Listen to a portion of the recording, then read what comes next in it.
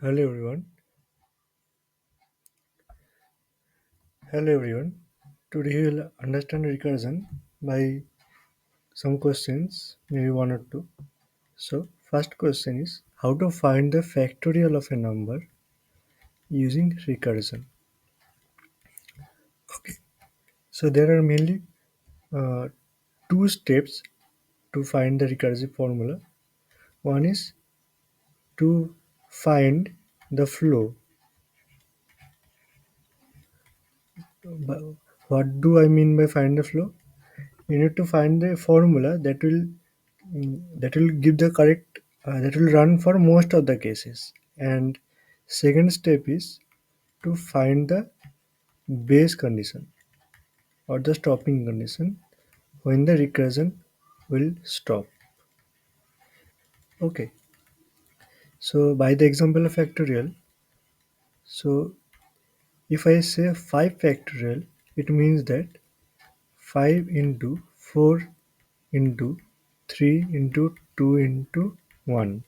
Okay, now if I separate this part and this part, I will get 5 factorial equal to 5 into 4 factorial, right? What is 4 factorial? 4 factorial is 4 into 3 into 2 into 1. Similarly, if I divide them into two parts like this, it will become 4 into 3 factorial. So in terms of n factorial means that n into n minus 1 factorial. Did you understand?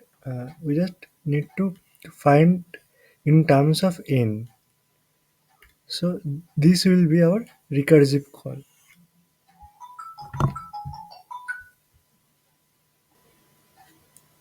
Okay.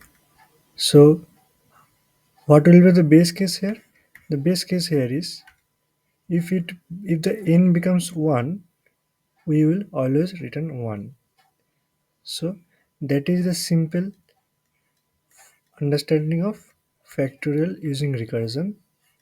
This is a good start to understand recursion, how to build formulas. So to write the code, I'm going to write factorial of n such that it will return n into again factorial of n minus 1, right? This was our formula, n into factorial of n, right?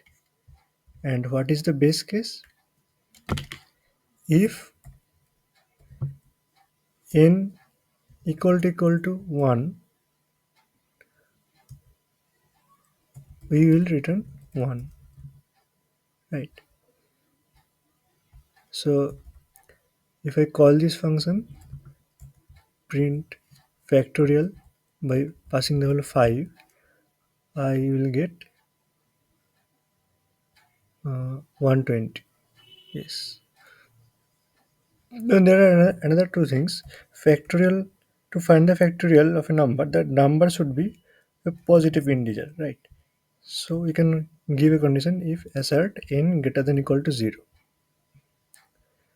And also an edge case is there that factorial of 0 is also 1, right?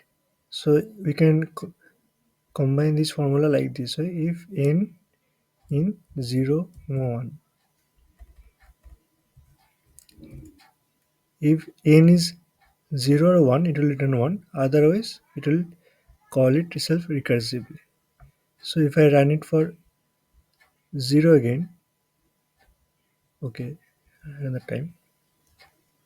If I call it for 0, it gives me 1. And if I give minus 2, I'll give a I'll get an error. Okay. So that is the simplest form of factorial. Thank you. If you like this video, please subscribe to the channel. Thank you.